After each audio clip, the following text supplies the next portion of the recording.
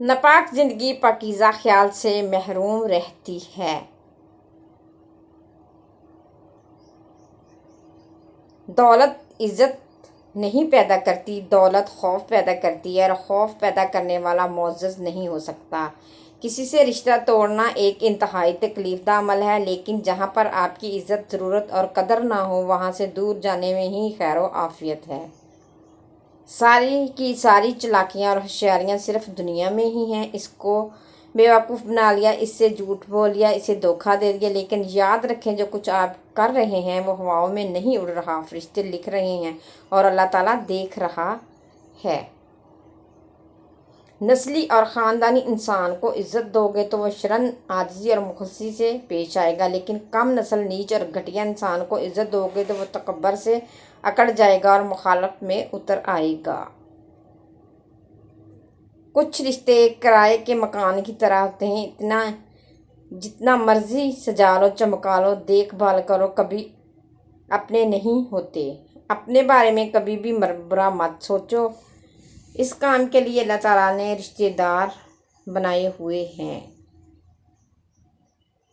زبانوں کے پیچھے مت چلو، کوئی تمہیں ایسی کہانی نہیں سنائے گا جس میں وہ خود غدار ہو۔ حاسد مزاج لوگ ان کتوں کی طرح ہوتے ہیں جو ہر اس سور کا پیچھا کرتے ہیں جو ان سے تیز رفتار ہوتا ہے۔ ہم ضرورت پڑنے پر ضرورت مند بن جاتے ہیں اور ضرورت ختم ہوتے ہی غیرت مند مگر احسان مند بھی نہیں بنتے ہیں۔ جس کی بیٹی ہو اسے کسی کی بیٹی کے ساتھ ناانصافی نہیں کرنی چاہیے۔ کل کو جب اللہ کی طرف سے مکافاتی عمل شروع ہوتا ہے تب پچھتانے کا کوئی فائدہ نہیں ہوتا کہ حساب تو دینا پڑتا ہے۔ اخلاق کبھی نہیں ہارتا اور تکبر کبھی نہیں جیت پاتا۔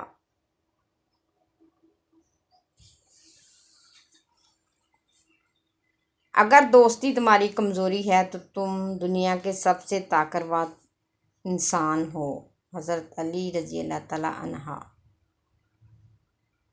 پیٹ میں آگ ہو تو دل میں سکون کہاں، رزق صالح نہ ہو تو سکون قلب کا سوال ہی نہیں پیدا ہوتا۔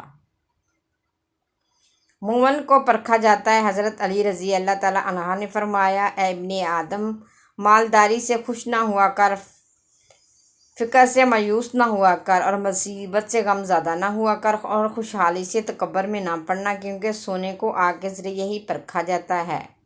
اسی طرح سے نیک بندے کو مصیبت کے ذریعے جانچا جاتا ہے، اور تو اپنی مرادوں کو، اپنی خواہشات کو ترک کیے بغیر نہیں پا سکتا، اور اپنی امیدوں کو ناپسندیدہ چیزوں پر صبر کے بغیر نہیں پورا کر سکتا، اور جو فرائض آپ پر سونپے گئے ہیں ان کو پورا کرنے میں اپنی پوری کوشش کرتے رہا کرو۔ اللہ تعالیٰ جو تیرے لیے فیصلہ کرتا ہے اس پر راضی رہا کرو۔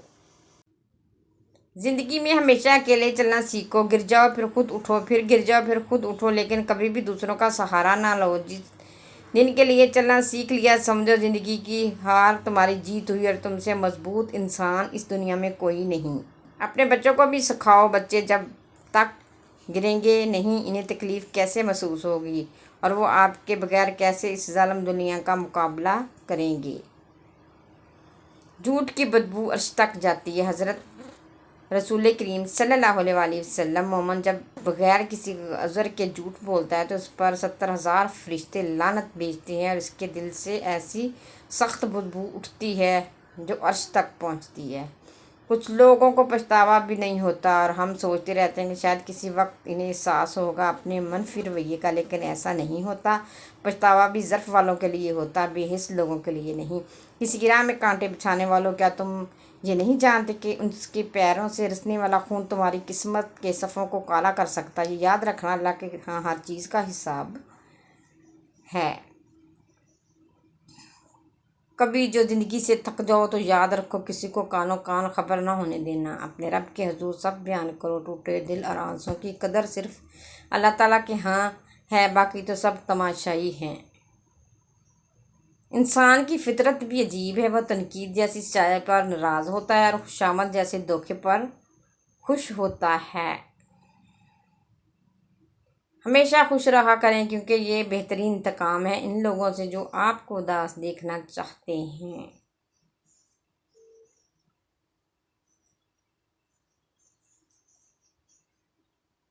آج کی اچھی بات، یا رب العالمین، جن لوگوں کا شر سے میری نیکیاں ضائع ہوتی ہیں، جو لوگ میرا اثر ہیں، جن کی وجہ سے میرا نامہ اعمال برباد ہو رہا ہے، ان کی سوچ، ان کا ذکر بھی میرے دل و دماغ سے نکال دے، ان کی کوئی بھی چال مجھے نہ دکھا۔ اے اللہ پاک، میں نے اپنا معاملہ تیرے سپرد کر دیا ہے، تو مجھے ان سب سے بنیاز کر دے، آمین یا رب العالمین۔ تیرا لاکھ لاکھ بار شکر ہے۔